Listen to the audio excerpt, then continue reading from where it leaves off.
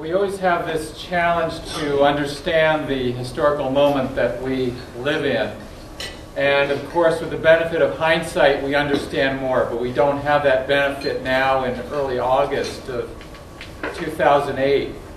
As I sat in the room of the drafting committee of the National Democratic Party for their platform, our platform, hopefully, of 2008, I thought, as I often do, of the early summer in 1968, which was also, as is always the case, a historical moment, when there were tents pitched not far from the White House, where the end of the Poor People's Campaign had ended with an encampment called Resurrection City.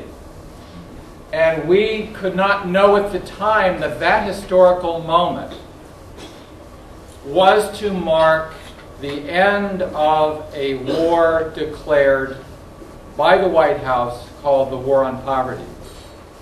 And it was the beginning of a new phase of what we could call the warfare state.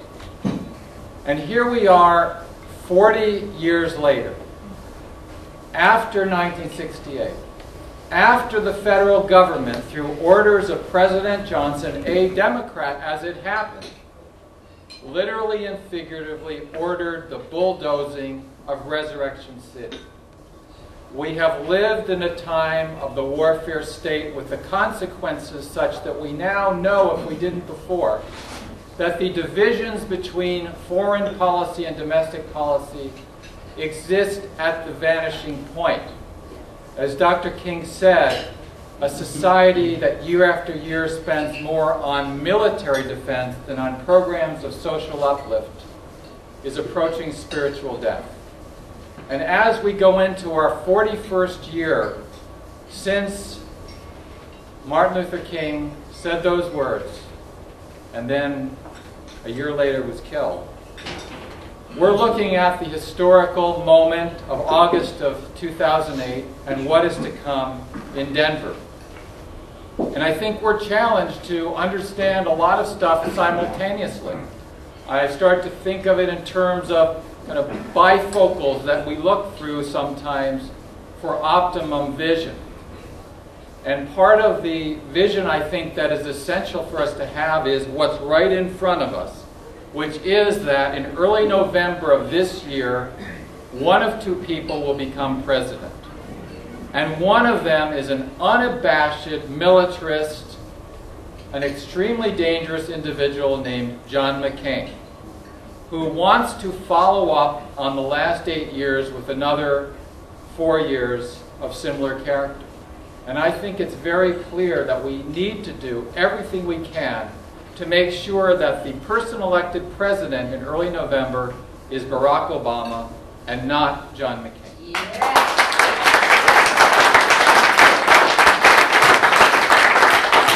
And at the same time, as we walk through this historical moment, there's the other aspect of the bifocals. Where are we headed?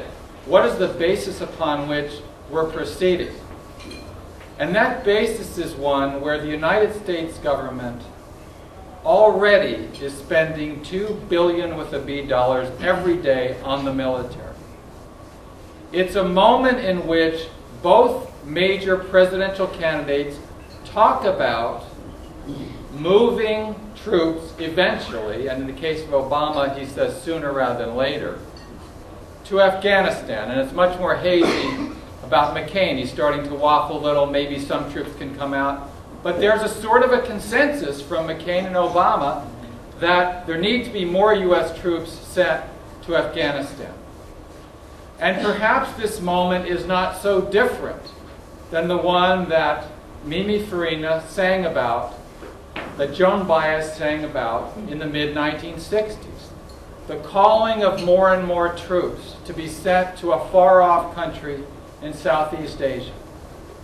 And when we hear about how, and we hear this from the Democratic Party as well as the Republicans, that there must be an increase in troop strength, not truth strength, troop strength, that tens and tens, more thousands of Marines and Army soldiers must be bought and paid for so that we can expand the standing army of the United States. And we see that the formulas coming from the Democratic Party are in sync with the warfare state. Then we have this other sort of perspective that we're looking at as well, not only to elect Obama, but also what do we stand for as a party?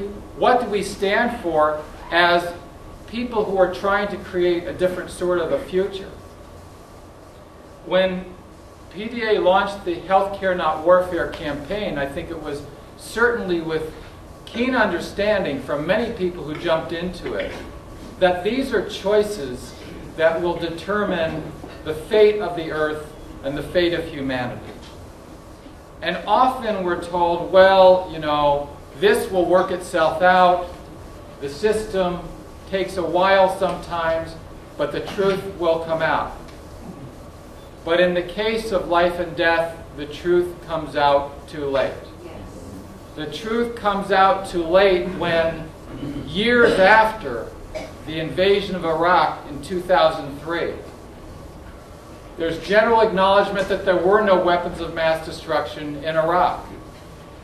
And we get these sort of kind of semi-apologies from news media and from people in Washington who voted us into war based on lies that they often propagated. And it's kind of like what Mark Twain said, it's easy to quit smoking. I've done it hundreds of times. The Gulf of Tonkin, oh yeah, that was a lie. WMDs, that was a lie. Now we're told about Iran.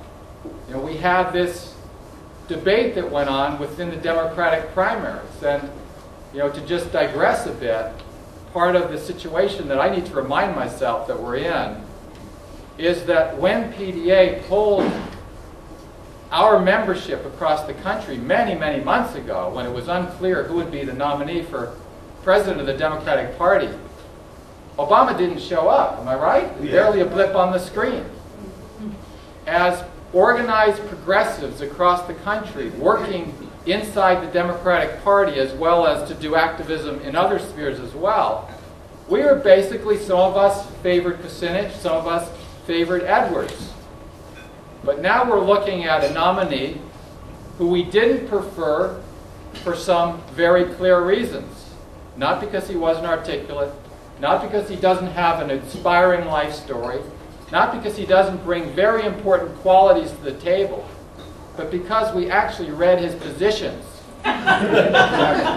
We actually looked at what kind of prescriptions he's had for the future of this country as he has campaigned around this country.